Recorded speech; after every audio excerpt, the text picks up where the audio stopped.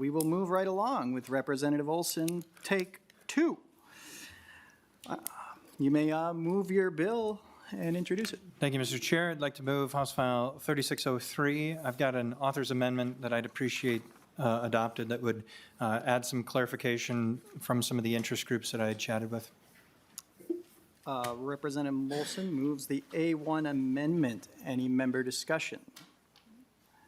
Seeing no member discussion, all those in favor of the A1 amendment say aye. Aye. Opposed? The motion prevails. Then the bill is now in the shape you would wish it. Perfect. Please introduce your bill, Representative Olson. Thank you, Mr. Chair. House File 3603 is a bill that would direct the Commissioner of Children, Youth, and Families to ask the United States Department of Agriculture for a waiver which would allow us to essentially exempt any form of taxed food item from the state of Minnesota's SNAP benefits. So if you are a recipient of SNAP benefits and we ask for this waiver, and it's accepted by the United States Department of Agriculture, then individuals utilizing their little EBT card would not be able to use that fund or those taxpayer dollars to purchase anything that is utilizing the taxed items, the taxed food items. That would include things like prepared food, which they already can't do, and it would include things like chips. It would include things like some soft drinks or candies.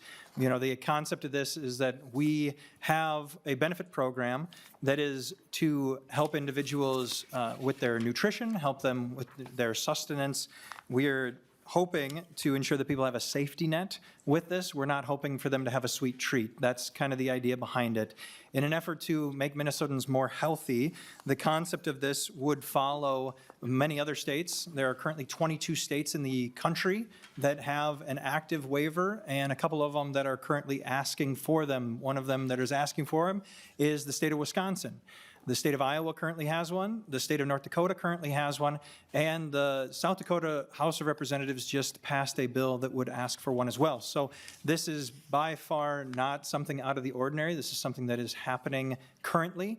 And on top of that, if the state of Minnesota were to accept this bill and ask for this waiver, and should this waiver be accepted, it would unlock some significant rural health care funding that the federal government has passed last year in one of their bills that they passed last year. About $12 billion is accessible by the state or by states that opt into a program of health benefits such as this. So this would give Minnesota a part of that $12 billion for rural health care, while at the same time encouraging Minnesotans to continue down the path of good nutrition and preventing Minnesota taxpayer dollars from being utilized on things like junk food, Mr. Chair. Thank you, Representative Olson. We will now move to testimony from the public. With first on the list is Don Patrick Garofalo. Did you sign up like that? No, I did not sign up like that. Yeah, you Bjorn. totally signed up like that. Please introduce yourself for the record. And Mr. Chairman, members of the committee, I did not sign up to testify with that name. That was added by the chair and his staff.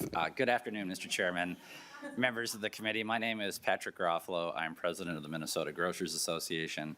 The Minnesota Grocers Association has been in existence for over 125 years and Minnesota's largest food advocacy organization advocating for farm table to fork. Before I get into my testimony, if I could just take a minute, Mr. Chairman, when I was here in this body, first of all, it's good to see everybody again. It really is on both sides of the aisle. This is my first time testifying since I departed this place. So when I was here, when you had a bill to bring to the legislature, the first time you were in the committee hearing, you were obligated to bring members treats. And so since this is my first time testifying, as a post member, I have brought treats for the members of the committee in this handsome, reusable Minnesota Grocers Association reusable bag. So there's lots of treats in here. I did take special note that Co-Chair Katiza Watun that you wanted cinnamon sugar donut holes, so those are for you right here. We also have some Nestle Crunch bars, other treats. See, you show up with your testimony and I bring treats. I wonder who's going to win this vote. Just Kit Kats, Keeblers, all these items. And so at the appropriate time, Mr. Chairman, we'll disperse the treats. I have consulted with the Campaign Finance Board, and this is not a violation of any ethical or Representative, if you want to go ahead and pass those around. Thank you. Yes. And thank you again, Mr. Chairman and members of the committee, for allowing me to testify. First of all, the Minnesota Grocers Association is opposed to this bill. We do want to offer a couple of thoughts on things here. First of all, I recognize that in the optics of public opinion and public appearances, one of these things that sounds like a good idea, but in practicality, when you drill into the specifics of it, it is not. First of all, it's important to remember that when people are using the SNAP program, it's important to focus on the S in SNAP, that is supplemental, the Supplemental Nutrition Assistance Program. The vast majority of those who are using the SNAP program actually use split tender. They show up, they use SNAP benefits, then they also will use cash, debit card, credit card for the other sides of those transactions. This is very common when you consider the fact that people are buying things like toilet paper, deodorant, personal hygiene products, none of which are covered by SNAP, but are still purchased in many stores across the state. The National Grocers Association, as well as the Food Management Institute, estimates that roughly 60% of all transactions that are used with SNAP are split tender. So regardless of the reasons for the advocacy for this bill, again, 60% will have no effect because they are split tender. Second of all is that there are unintended consequences. We do appreciate that the author of the bill has amended it to streamline it and, from our perspective, make things less bad. But there are unintended side effects of this bill as it's been amended. First of all, you'll notice that in front of me I have this here, this Kit Kat, a very tasty product that you would assume would be unavailable for purchase under the bill as it was amended. Actually, the answer to that is that no, Kit Kats would still be considered eligible for purchase under this because under the Minnesota State Tax Code, this is not candy. A Kit Kat is not candy because it has wheat in it. So you would still be able to buy some forms of what we traditionally view as candy. Second of all, it's important to understand that the tax code was not designed for nutrition. It was designed for taxability, and there are unintended side effects of that. The definition of prepared foods at the federal level for SNAP benefits is a different definition than the prepared foods definition that is used in the state of Minnesota. So for example, if you were to go out and buy a cup of fruit with a spoon attached to it, that is currently permitted under SNAP guidelines and rules. However, under Minnesota law, that cup of fruit with a spoon attached to it is defined as a prepared food and is subject to taxation. So at the same time we would be allowing for Kit Kats to be purchased through SNAP, we would not be allowing for the purchase of healthy fruits because there's a spoon attached to it. Third and finally is I want to bring up something in adjacency that people can be aware of, and that is sales tax audits. Right now, your grocery stores, your independent grocery stores generally have sales tax audits that are about every 3 years. And what happens is during that time, UPC symbols change, ingredients change. Department auditors from the Department of Revenue will have different opinions on the same products. Our members get dinged for that, and they end up paying back taxes on those sales taxes. We are not able to collect those from customers, but that's okay. That's just sort of the price of doing business. Understand that violating the provisions in SNAP is much more punitive. This is not something that would simply be a financial penalty in paying back sales tax provisions on a small number of items. The consequences for this are actually pretty dramatic for retailers. The first offense for violating SNAP guidelines from a retailer perspective is a 6-month disqualification from SNAP benefits. And so under the rule, as the law is being proposed right now, this would allow for somebody who accidentally, let's say, sells a Milky Way, because a Kit Kat would be allowed, but a Milky Way would not be allowed. Someone accidentally sells a Milky Way under the SNAP benefits, they would face a SNAP withdrawal retail of 6 months. And so for those and other reasons why we like the author and think he's a good guy, we think the underlying bill is flawed and would ask for members of the committee to oppose it. Thank you, Mr. Chairman and members. Thank you. We'll move on to Will Hagan. Mr. Chairman, am I not sitting for questions or hazing for members of the committee, or does that come later? Well, any member questions for the miscreants? 3. Representative Hicks. Okay, so I actually am a weirdo and went and read the statute the same. And so I brought some snacks. And I would like you to tell me whether they would be available under this bill as it's currently written. Fruit snacks. Representative Mr. Garofalo. Yeah, that thank you. sounds Mr. weird. Chairman, Representative Hicks, it would depend. It depends upon the ingredients. And again, I want to make sure I'm being clear with the committee. There are a team of people whose entire job it is just to define what food is taxable Okay. at the state of Minnesota. So I would say it depends upon the ingredients. Well, I have the candy statue. Representative Hicks. Oh, sorry. I have the candy statue, and I think that this would be excluded. Or it would be included, because it has sugar in it, but no wheat. So I think maybe. Maybe. I'm not sure. Okay. Oreos? Mr. Garofalo. Mr. Chairman, Representative Hicks, I believe that would be allowed because I believe there is wheat in Oreos. Here's where it gets really fun. Ready? Representative Hicks, please condense your.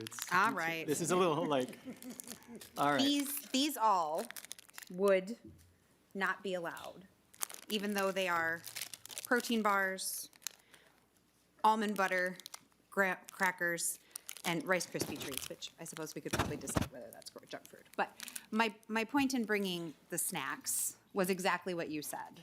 The definitions that are used for candy are complicated, and I think asking folks who are really just trying to feed their families to figure out which of the snacks their children requested for lunch is approved or not approved seems like we need a whole team of people to do it at the state. So maybe we shouldn't ask the single mom trying to figure it out. Representative Olson. Thank you, Mr. Chair. I would say that we already have a team of individuals who are identifying what taxable items are. That's why we're making it, that's why the amendment was adopted in this way, because as Don Patrick Garofalo stated so eloquently, he said that it's really difficult to ask a grocery store to identify what a candy is and what a pop is and what a soft drink is or what an energy drink is, but it's really easy when you just have the data already imprinted into the computer that you've already obtained because it's a taxed item. And I would argue very vehemently that a Rice Krispie treat is in no way, shape, or form a good snack for your child to eat. So I don't think that there should be an issue with exempting that from your SNAP benefits, while at the same time remembering that these are taxpayer dollars that are buying you food. And I'm okay with the concept of someone else using their own dollars to buy Keebler fudge strips with a wonderful nutritional fact on the back. I'm okay with them buying this with their own money. I'm also okay with my taxpayer dollars going to buy lettuce and a salad kit and wheat bread for someone in need. I'm really okay with that. I am totally fine with my tax dollars going to purchase someone in need some meat, some ground beef. You know, I'm really okay with that. I'm not okay with taxpayer dollars buying Hershey's milk chocolate snack size. And you know what? If someone can get their Twizzlers for free off of SNAP benefits because they do in fact have wheat on them, I guess I'm going to have to be okay with that. But I also don't have to be okay with donut holes. I think we owe it to the taxpayers to understand that this is a good thing. SNAP benefits is a good thing that helps a lot of people.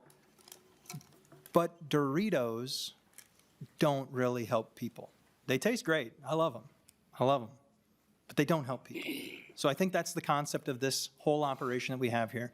Should taxpayers, should someone who's not utilizing these benefits, should a person who is graciously and generously giving their money to the state of Minnesota, should they expect that money to buy candy for another person, or should they expect that money to be wisely utilized to buy them a head of lettuce?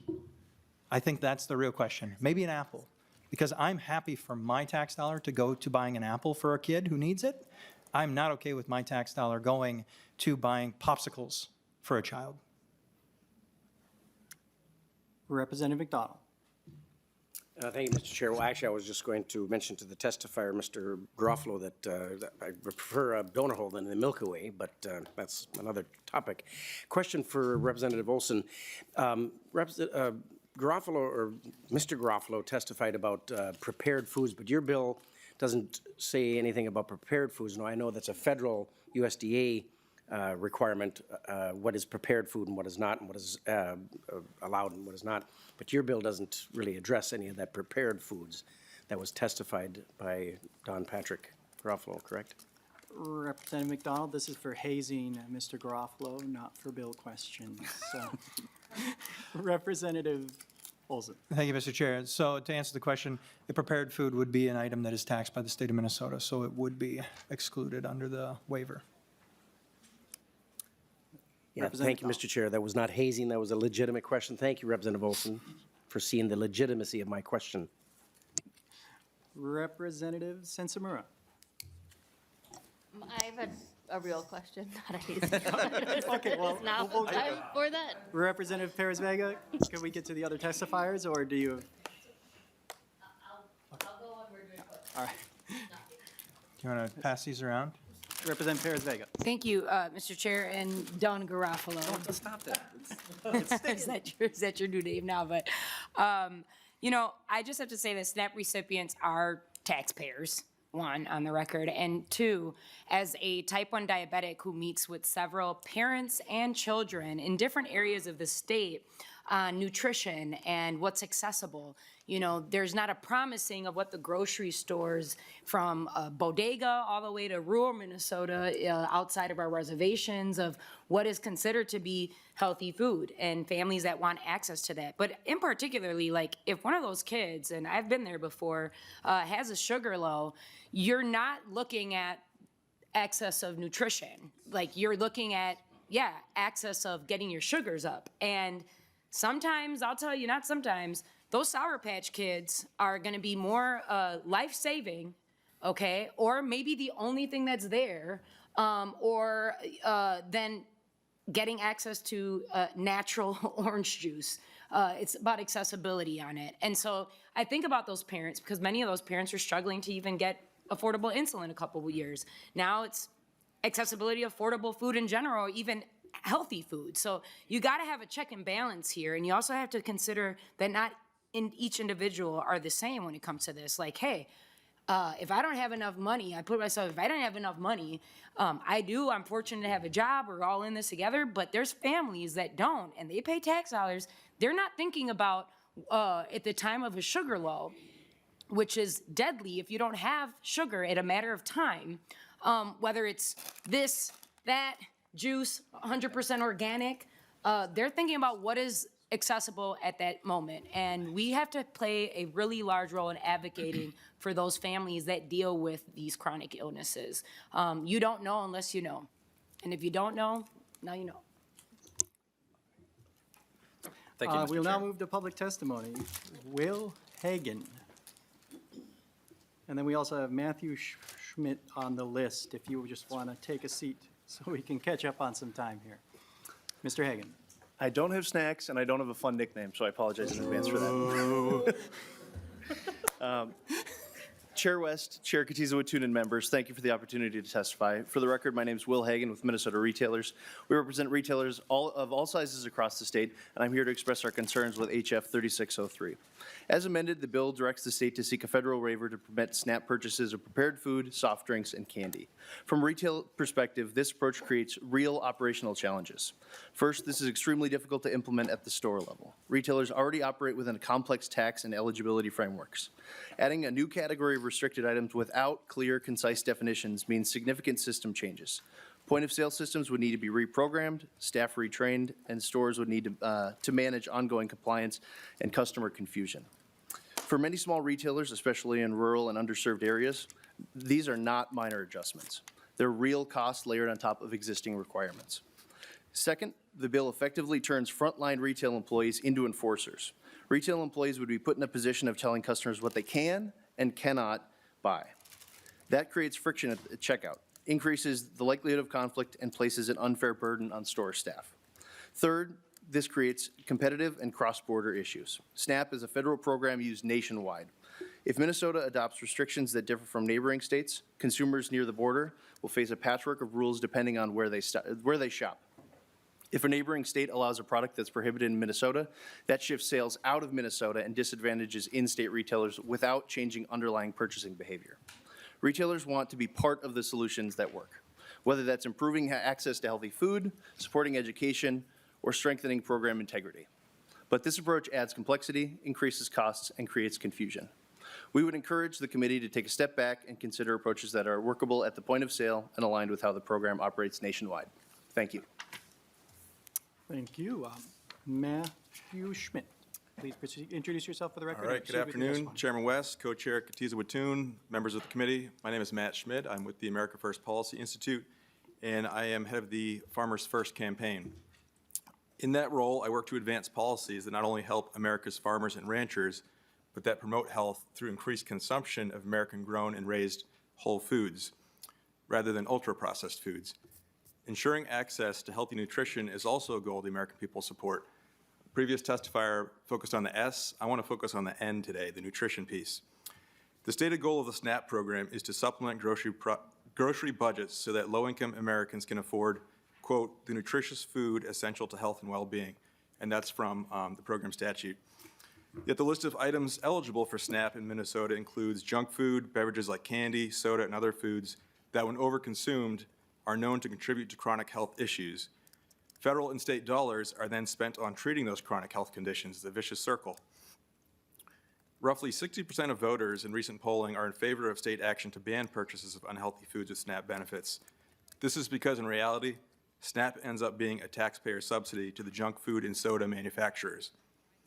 This policy reform being discussed here, and I will say I'm testifying as introduced mainly because I have not had a chance to dig into the amendments, but the reform being discussed here is to stop an insidious form of corporate welfare. And it's undermining the health of our most vulnerable, forcing our teachers to manage overactive children who are often fueled by sugar, and which we then collectively pay for on the back end through our public health care spending. This committee has a chance today to advance a policy that will redirect our tax dollars toward the nutrition that SNAP intended, away from corporate subsidies, and helping out Minnesota farmers. Thank you. Thank you. Are there any other members of the public here who would like to testify on House File 3603? Seeing none, I'll close public testimony and move on to member discussion. Representative Sensamura. Thank you, Oh. Mr. Sorry, I meant, do we need to do the amendment first, I believe? Sorry about that, Vice Chair Hansen, and sorry again for keeping moving on. Representative Hansen. Thank you, Chair. I'd like to move the A2 amendment, please. And this amendment really kind of echoes a lot of the values that Representative Olson has expressed here today. You know, taxpayers graciously give us their money in taxes and expect us to govern, not indulge in sweet treats. And I'm sure that those of you and out there who may share this nanny government perspective really expect us to make healthy choices that keep our jawlines and midlines appeasing to the general public. Maybe our skin glowing, right? Our hair shining, keep us looking good for people who just want to consume us as they look at us, right? Because that's what this is really about when we talk about trying to control what people eat. And so my amendment here would try to align us. If we're going to ask people who are taking, who are, on SNAP to restrict what they eat, and I'll go into more of this in my next comments, but we should hold ourselves to the same level. I went and bought this soda right before I came here, just, with my per diem money. And if we're expecting people, the poorest people who need help eating, we should hold ourselves to that same standard. So I believe in parity and equity across that sort of thing. And so what's good for the goose better be good for the gander. And I hope that we can vote yes on this amendment today. Thanks. Representative Olson. Thank you, Mr. Chair. My question to the amendment author would be, how did she know that she utilized her per diem to purchase that pop instead of her actual income? Because the way that I see it is that comes together in the same check. But with that being said, I would also claim that the purpose of per diem is to the purchasing of prepared items when you live far enough away from your home that you can't drive home. So you and I live in a very different scenario where you can drive home every single day to your kitchen where you can prepare your food. I live 2 hours away from my kitchen. And so per diem, the actual purpose of per diem is to assist individuals who don't get to go home every night to purchase food. And a lot of our members actually live while they're here in hotel rooms and small little apartment buildings. And so when they do that, you're asking some of our members to use like a hot pot and a little steam jug, make my hot water so I can make my ramen noodles. That's what you're asking with this amendment, but also you're asking it in a way that is totally unenforceable and impossible to do. So I would see this amendment as an unrealistic, unreasonable advocacy of just making a statement and not an actual serious piece of legislation, so I would ask members to not accept this. Further discussion on the amendment. Representative Hansen. Thank you, Chair. Regardless of where you're living, salads are available. There's grocery stores around hotels and apartment buildings. I'm just using your logic. I'm applying the same logic you've presented here today. And while I may get to go home every day because I only live a half an hour away, I'm also a single parent. So when I get home, I have to do the job of 2 adults. I have to raise and budget my money. So I know that came from my per diem because I have a budget. So, you may have 2 hours to drive home. I have 2 extra hours of doing laundry because there's nobody to flip it for me. I have 2 extra hours of balancing my budget and making sure I've got that. So, it's maybe different battles, but they are similar struggles, right? As much as you may want to be home with your family faster in 2 hours, I would like to be, maybe doing some embroidery, but instead I'm doing all the cooking, all the cleaning, all the everything, because I raised my child alone. And so if you're open to an amendment that say that this would only apply to folks with, 2 adults in the household, I'm open to an oral amendment for that. I'm open to, the other way, if you'd like to say that those of us who have these lives where we're making up for the jobs of 2 adults in our households, I'd be open to that as well. But I'm applying your logic right back to you, and I'll have more comments at the end of this, too. Thank you, Representative Hansen. So without further ado, all those in favor of the A2 amendment, say aye. Aye. All those opposed? Nay. No. The amendment does not prevail. The motion does not prevail. The amendment is not adopted. Member discussion to the bill. Representative Sensamura. Fine. Thank you, Mr. Chair. So I just wanted to follow up on something that you talked about in your opening, Representative Olson. Can you explain a little bit more? I'm not familiar with, you talked about if states get a waiver to do this kind of limitations on SNAP, then it unlocks some potential funding for rural health care from the federal government. Can you explain more about what that is?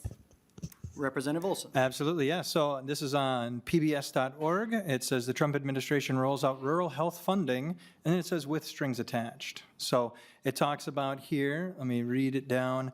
The formula also ties $12 billion of the 5-year funding to whether states are implementing health policies prioritized by the Trump administration's Make America Healthy Again initiative, including asking the use of SNAP benefits, banning the use of SNAP benefits for so-called junk foods. So there are currently 22 states in the union that have that waiver. They will qualify for this money. And $12 billion for rural health care sounds like a lot of money to me. They're claiming that it's going to equal, when it's all said and done, they're thinking about $200 million per state. $200 million per state in federal funds if we accept something like this today. If we don't, we will leave $200 million worth of federal funds on the table for another state like Iowa, which has one, Wisconsin, which is getting one, North Dakota, which has one, and South Dakota, which is asking for one as well. When you're talking about different border states, this amendment that we accepted, this bill now almost identically looks like the state of Iowa's. So currently, yeah, there is a difference between SNAP benefits between the state of Minnesota and the state of Iowa. The hope would be is that we could streamline that to make both Minnesota and Iowa eligible to receive these federal funds. Representative Sensamura. Representative Lee. Thank you, Chair. Representative Olson, I know we're just getting to know each other, but with all due respect and thoughtfulness, when I see this, I really feel that you're putting a squeeze on poor people, on the folks who are like really the most vulnerable. Do you realize that, I assume? Representative Olson. Thank you, Mr. Chair. No, I would not see this as putting a squeeze on an individual. I would say that this is an idea of taking taxpayer dollars, something that in this state of Minnesota, we currently have wildly thrown out the concept of any form of consistency or respect for the taxpayer dollar, and utilizing that. Now remember, we had a testifier state that 60% of purchases are split purchases using SNAP benefits. I'm okay with 61% being split if that means that Minnesota is finally going to be accountable for the taxpayer dollar in at least one more area, because this state is one of the least accountable states when it comes to taxpayer dollars. And I think we can talk about that all day long with the utilization of all the massive amounts of fraud that we have in this state. So you want to talk about making Minnesota healthier again? How about we make our state healthy? How about we help make our people healthy? And how about we just have some form of reliability when it comes to the efficiency and the respectfulness of the utilization of taxpayer dollars? Because, yeah, the individuals who receive this benefit, they are taxpayers too, and we should respect them at the same rate we respect every other person who contributes to the coffers of this state. Representative Lee. I get it. Those are your talking points. But if you really wanted to be committed to health, if you really wanted to be committed to tax dollars, you could address all of that for everyone, all Minnesotans. Instead, you bring forward this bill just focused on SNAP recipients. So that's why, for me, it's obvious you're targeting the most vulnerable people who have to be eligible. People have to be eligible because they have their income is so low in today's United States of America that they need SNAP. And now you're saying they can't even buy candy. Candy. Who's candy for? Candy is for children. Right? Candy is for children. When you think of candy, you think of Easter. You think of Halloween. Parents buy candy for their children. When you think of energy drinks, who do you really think of? Youth and young adults. Red Bull, Monster, C4, Prime. Yeah, I mean, they built multi-million-dollar industry targeting athletics and sports at youth and young adults. Soda, same thing. What's more American than Coca-Cola? So if you really wanted to address health and taxpayer funds, you would bring something that would address the retail stores putting all of these candy and drinks and unhealthy convenience foods at the front of registers, on the way to the registers, forcing everyone to be able to walk past and be strong enough, have enough will to avoid and not look at all of these temptations. You would address the marketing of these items to children and the ingredients. I mean, even RFK Jr. is against. Representative Lee, if you could Sure. wrap up the comments, please. Thank you. The corn syrup, right? So I see this, again, as targeted towards the most vulnerable, lowest income population of Minnesotans. And if you really want to work on health and taxes, let's do that for everyone. And there are other ways, better ways, to be able to get that done. So I will be a no vote. Thank you. All right, we have two people on the list, and then we will move to a vote. Representative Coulter. Excuse me. Excuse me. Thank you, Mr. Chair. Representative Wilson, you mentioned this $12 billion that we would allegedly get a slice of. Could you remind me what, you mentioned that it was coming from a federal bill. Could you remind me which bill that was? Representative Olson. Thank you, Mr. Chair. Yeah, so it's actually like collectively known as the One Big Beautiful Bill. You may think differently of it and may have a different word for it, but that is what it is collectively known as. Representative Coulter, briefly, please. Thank you, Mr. Chair. And indeed, I do have different words for it that are maybe not polite in this particular context. And I think it's interesting that you reference that bill when we're talking about SNAP. Because the reality is that because of that bill, tens of thousands of Minnesotans will lose their SNAP benefits starting next year. And I think it is just a remarkable demonstration of the priorities of the folks who are setting the agenda for today, that this is what we're talking about. Representative Wilson, I have one more question for you. Do you know what the average SNAP payment per day is? Representative Olson. Thank you, Mr. Chair. Per day or per month? So I know it's about $200 a month is what they provide. And I will also mention that those tens of thousands of individuals who are going to lose their SNAP benefits are individuals between the ages of 55 and 64 years of age who have no dependents, no disabilities, and no job whatsoever. If you are an individual who is between those ages of 55 years old and 64, in my mind, if you are not disabled, you are perfectly capable of working, perfectly capable of contributing to our society, and you should. And remember, not disabled, no dependents, and no job. I think that at some point, if we're going to ask the taxpayers to provide benefits to individuals, we need to have the individuals pay a little bit back to society as well. And I think that is more than fair. So those are the people who you're talking about are going to be losing their benefits. They're not disabled people. They are not people with dependents. They are people who are not old and don't have a job and also aren't volunteering. I think it's very easy to find some time to volunteer every single week if you really, really need the $200 worth of SNAP benefits. You can find a job and you can find the volunteering time. So that is, yeah, it's about $200 to answer your question. I will remind members that we are discussing the bill at hand and not federal bills. That goes for both of you. Representative Coulter, closing comments. Yes, thank you, Mr. Chair. And I that's a different number than I had, but it's close enough, as my dad would say, close enough for government work. The number I had was $5 a day. We're talking about cutting off folks who get $5 a day.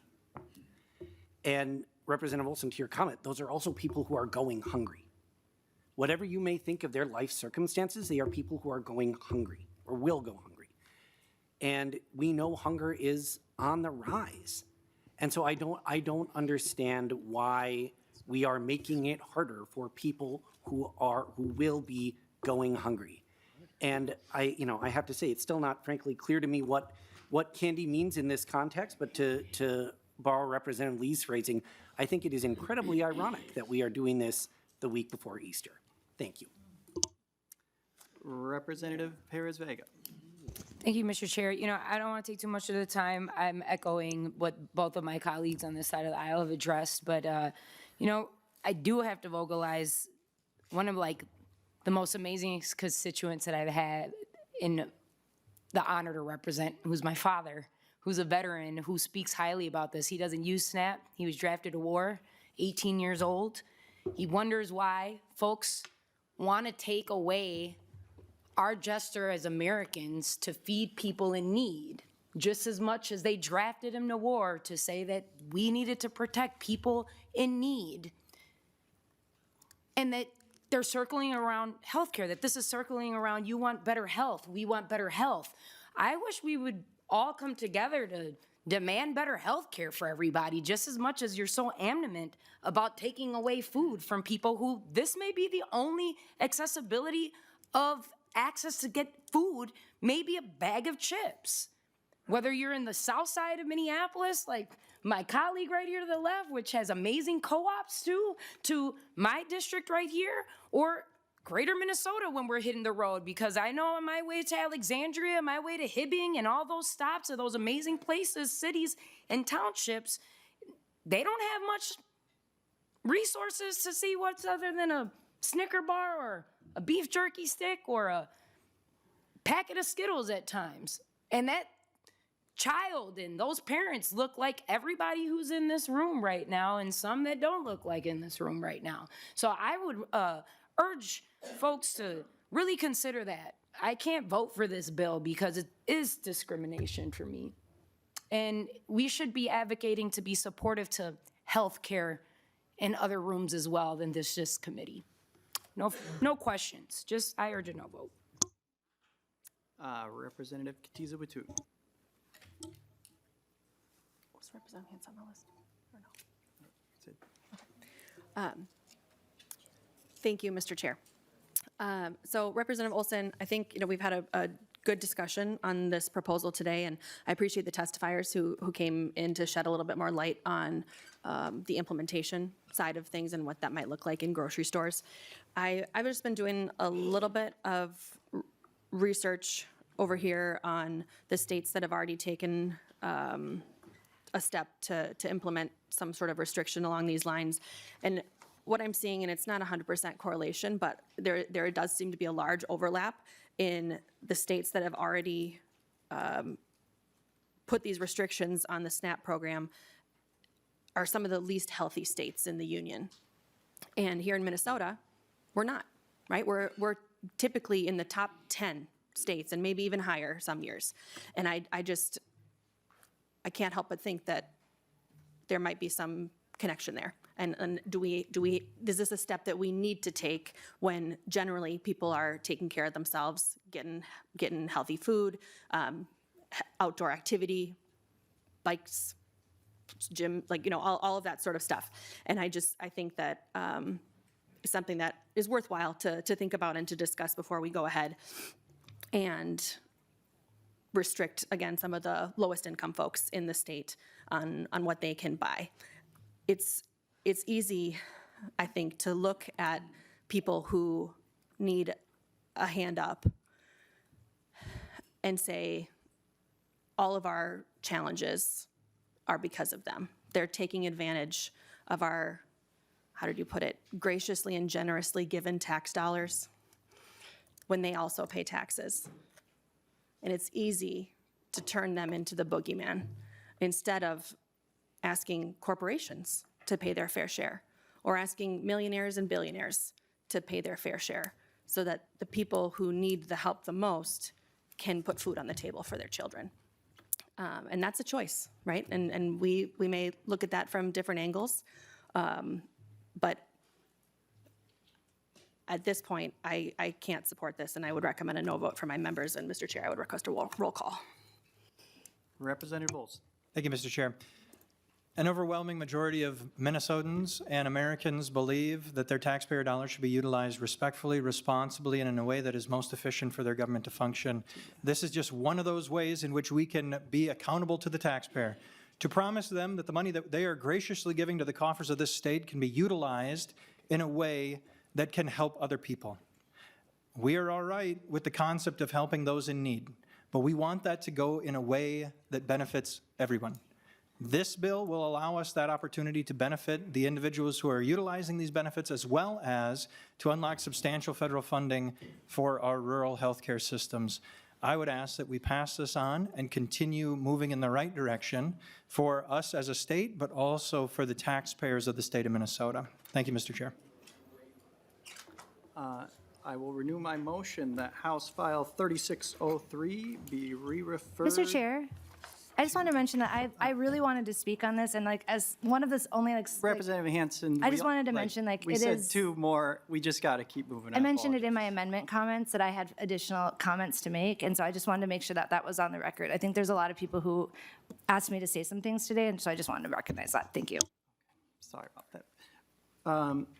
Renew my motion to re-refer House File 3603 as amended to the General Register. A roll call being requested. The clerk will take the roll. The chair votes aye. Katiza Watun, No. Hanson, Absolutely not. Nelson, Aye. Altendorf, Yes. Coulter, Nope. Hicks, Nope. Lee, No. McDonald, Nadeau, Olson, Yes. Perez Vega, Nah. No. Sensor Murrah, No. Zalesnikar,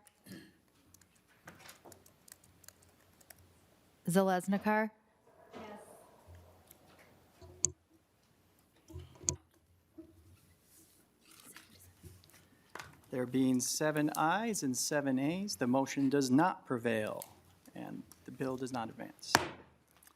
I will lay over House File 3603 as amended.